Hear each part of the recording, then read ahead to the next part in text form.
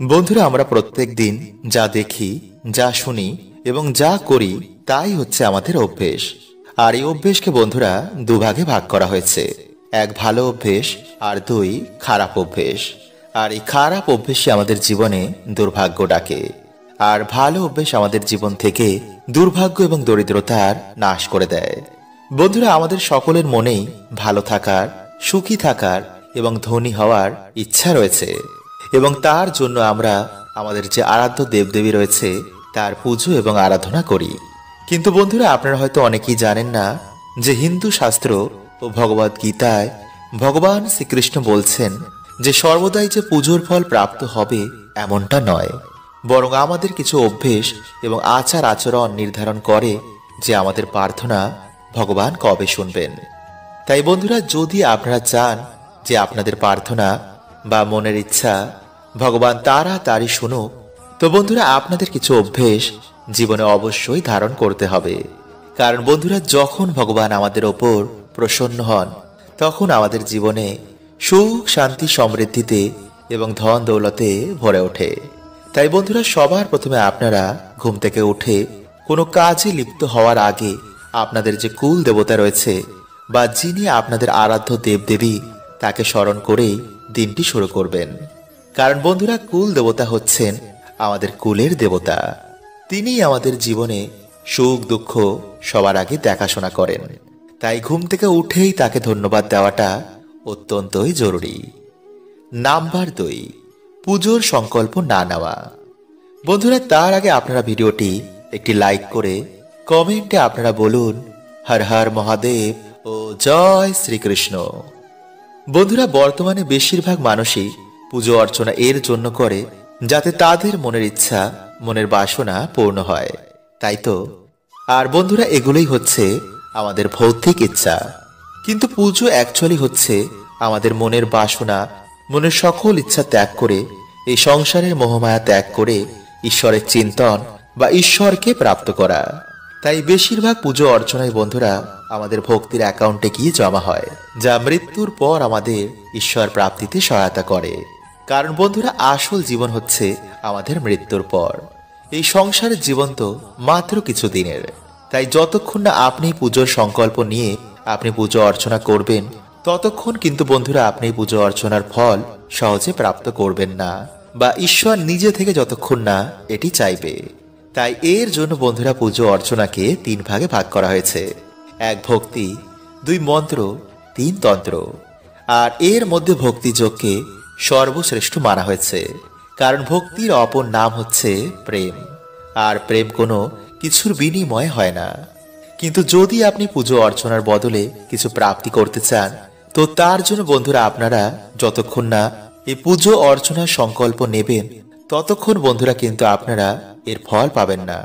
তো এর জন্য বন্ধুরা আপনারা যখনই পুজো অর্চনা করতে বসবেন, হাতে সামান্য জল নিয়ে সংকল্প করতে কিন্তু একদম ভুলবেন না যে এই কারণে আপনি এই পুজো অর্চনা করছেন।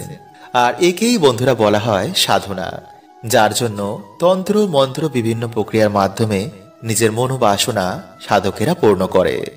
নাম্বার 3, বাড়িতে যজ্ঞ না করা। বন্ধুরা, ভগবান শ্রীকৃষ্ণ গীতায় বলছেন যে যেই বাড়িতে যজ্ঞ হয় না সেই বাড়ি শ্মশানের সমান।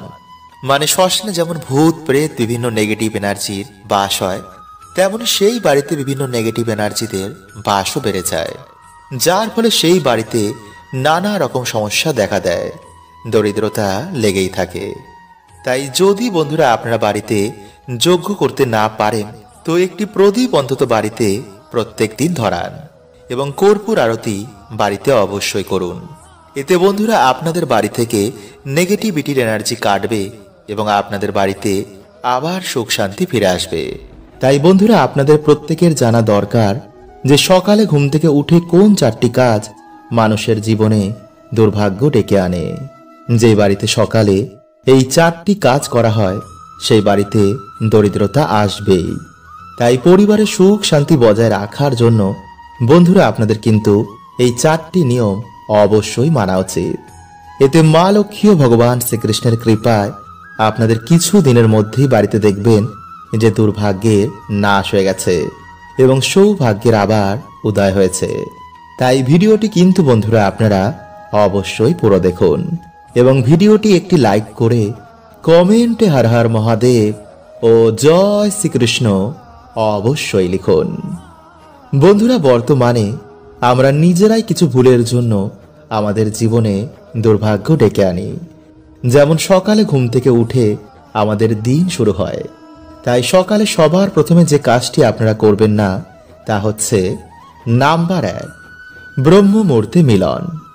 বন্ধুরা, ব্রহ্ম মুহূর্ত সাধারণত ভোর 3:30 থেকে 5টা বা 5:30টার মতন চলে। এই সময় বন্ধুরা আপনারা কিন্তু ভুলেও এই কার্য করবেন না, কারণ বন্ধুরা এই সময় মহাদেব ও মাতা পার্বতী নন্দীতে বিরাজ করে এই মর্তলোকে ভ্রমণ করেন এবং ভগবান বিষ্ণু মা লক্ষ্মীও এই সময় এই মর্তলোকে ভ্রমণ করেন। এছাড়া বিভিন্ন দেবদূতেরা এই সময় আমাদের বাড়িতে আসেন। তাই সেই সময় যদি তারা দেখেন যে আমাদের বাড়িতে সকাল সকাল ভগবানের নাম হচ্ছে, একটি প্রদীপ জ্বলছে এবং পরিষ্কার পরিচ্ছন্ন রয়েছে, তো বন্ধুরা এতে ভগবান কিন্তু অত্যন্তই প্রসন্ন হন এবং সেই বাড়িতে তিনি বিরাজ করেন। কিন্তু সেই মুহূর্তে যদি স্বামী স্ত্রী এই ধরনের কার্য করে, তো বন্ধুরা সেই বাড়িতে কিন্তু ভগবান কখনোই আগমন করেন না, ফলে সেই বাড়িতে বাস করেন দেবী অলক্ষ্মী। শাস্ত্র বলছে যে দিনের সব থেকে পবিত্র সময় হচ্ছে এই ব্রহ্ম মুহূর্ত। এই সময় মানুষের ভাগ্যই পাল্টে দেয়। নাম্বার 2, বন্ধুরা সকালে ঘুম থেকে উঠেই কিন্তু নিজের মুখ আয়নায় দেখবেন না। তাই যে ঘরে আপনারা ঘুমাবেন সেই ঘরে কিন্তু আপনারা আয়না রাখবেন না, কারণ বন্ধুরা সকাল সকাল ঘুম থেকে উঠে আয়নায় নিজের মুখ দেখা কিন্তু দুর্ভাগ্যকে ডাকে। তাই সকালে ঘুম থেকে উঠে আপনারা ভগবানকে স্মরণ করে ধ্যানে ভগবানের চিন্তন করে বাড়িতে যে ছোট বাচ্চা রয়েছে তার মুখ দর্শন করে দিনটি শুরু করবেন এবং তারপর আপনারা স্নান করে এসে ভগবানের পূজা অর্চনা করে তুলসী মঞ্চ ও সূর্য নারায়ণ ভগবানকে জল অর্পণ করে তাদের আশীর্বাদ নিয়ে দিনটি শুরু করুন। এরপর আপনারা আপনাদের যে গুরু মন্ত্র রয়েছে বা যা ইষ্ট মন্ত্র আপনারা জপ করেন তা জপ করুন। নাম্বার 3, বন্ধুরা স্নান না করে কিন্তু আপনারা ঘুম থেকে উঠে চোখ ডলতে ডলতে একদমই কিন্তু রান্নাঘরে ঢুকবেন না। তাই সবার প্রথমে আপনারা স্নান করে রান্নাঘরে সামান্য গঙ্গা জল ছিটিয়ে মা অন্নপূর্ণাকে স্মরণ করে তারপরেই আপনার রান্নাঘরে গিয়ে রান্নাবান্নার কাজ করবেন। এতে বন্ধুরা সদৈব আপনাদের রান্নাঘরে মা অন্নপূর্ণার বাস হবে। নাম্বার 4, বন্ধুরা ভুল করেও কিন্তু আপনারা কারোর সাথে সকালবেলায় ঝগড়া ঝামেলা করবেন না, কারণ বন্ধুরা আমি জানি যে পরিবারে সবাই সমান হয় না, কারণ না কারোর জন্য ঠিকই মাথা গরম হয়ে যায়। কিন্তু বন্ধুরা আপনি হচ্ছেন জ্ঞানী, আপনি জানেন যে কোনটা করা ঠিক আর কোনটা করা বেঠিক। তাই পরিবারের সুখ শান্তি বজায় রাখার জন্য আপনাকেই গুরু হতে হবে। আপনি ভগবান শ্রীকৃষ্ণের সন্তান, আপনি কি অল্পতে হেরে যাবেন? মোটেও নয়, তাই না? বন্ধুরা ভালো সময় আসার আগে মহাদেব দেন এই 7টি সংকেত। তাই যদি বন্ধুরা আপনারা এই 7টি সংকেতের মধ্যে যে কোনো একটি সংকেত পান, তো বন্ধুরা আপনারা খুবই ভাগ্যশালী। আপনাদের জীবন থেকে এবার দুঃখ দরিদ্রতার নাশ হবে, জীবনে আসবে পরম আনন্দ। কারণ মহাদেব নিজে বলেছেন যে তার ভক্তদের তিনি কখনো একা ছাড়েন না।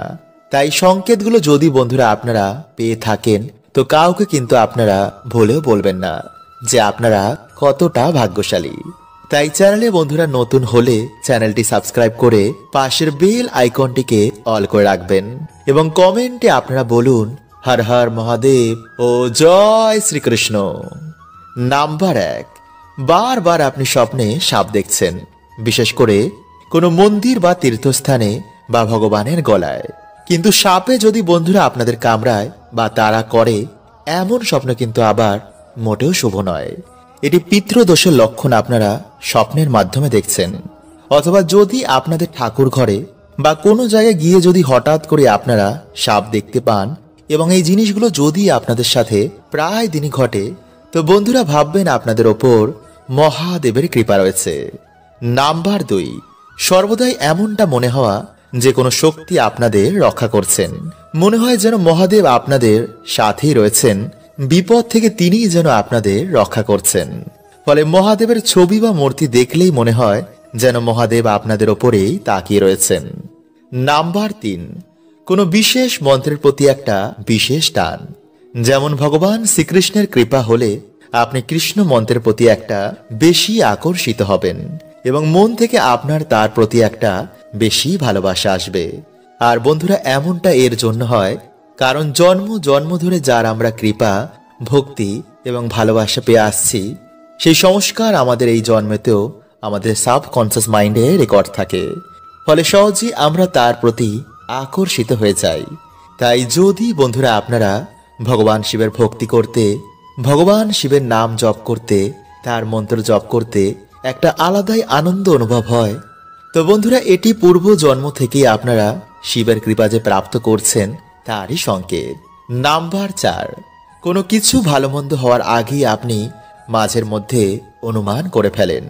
এটি এর জন্য বন্ধুরা হয় যে আপনারা যার ভক্তি মন থেকে করছেন তিনি আপনাদের মনের ভিতরে একটি সংকল্প দিয়ে দেন বা স্বপ্নের মাধ্যমে তিনি আপনাদের এটি অনুমান করিয়ে দেন। আর একেই বন্ধুরা বলা হয় সিদ্ধি। নাম্বার 5, সাদা নন্দীর আগমন আপনাদের বাড়িতে হঠাৎ করে বেড়ে যাওয়া বা প্রায় দিনই আপনি রাস্তায় বেরিয়ে সাদা নন্দীর দর্শন করছেন। বন্ধুরা এটি দু সময় ঘটে। যখন আমাদের বাড়িতে মহাদেবের কৃপা হয় বা মহাদেবের আগমন ঘটে তখন এমনটা ঘটে থাকে, অথবা যদি আমরা কোনো খারাপ পথে চলে যাই তখন বন্ধুরা বিভিন্ন সংকেতের মাধ্যমে আমাদের ভগবান, আমাদের আরাধ্য আমাদের এই সচেতন করে দেন যাতে আপনি সেই রাস্তা থেকে ধীরে ধীরে সরে আসেন। নাম্বার 6, প্রায় দিনই আপনার ঘুম ব্রহ্ম মুহূর্তে ভেঙে যাচ্ছে। বন্ধুরা দিনের সব থেকে শুভ সময় হচ্ছে ব্রহ্ম মুহূর্ত। তাই ভগবান কখনোই চান না যে তার প্রিয় ভক্ত দিনের এই সব থেকে পবিত্র সময় ঘুমিয়ে কাটিয়ে দিক। কারণ এই সময় বন্ধুরা ধ্যান জপ তপ সাধনাতে যে ফল প্রাপ্ত হয় তা বাকি কোনো সময়তে প্রাপ্ত হয় না। চারিদিকে এই সময় কসমিক এনার্জির বৃষ্টি হয় যা আমাদের রোগ প্রতিরোধ ক্ষমতাকে বাড়িয়ে তোলে, বুদ্ধির বিকাশ করে, কাজে মন বসে, পড়াশোনায় মন বসে, আধ্যাত্মিক উন্নতি হয় এবং সাথে আর্থিক উন্নতিও হয়। নাম্বার 7, স্বপ্নে শিবলিঙ্গ, ভগবান শিবের কোনো মন্দির, সাধু বা কোনো দেব দেবীর দর্শন করা। বন্ধুরা এমন অনেক রকম স্বপ্ন সেই ব্যক্তি তখন দেখতে শুরু করে। হরে কৃষ্ণা, ওম নমঃ শিবায়।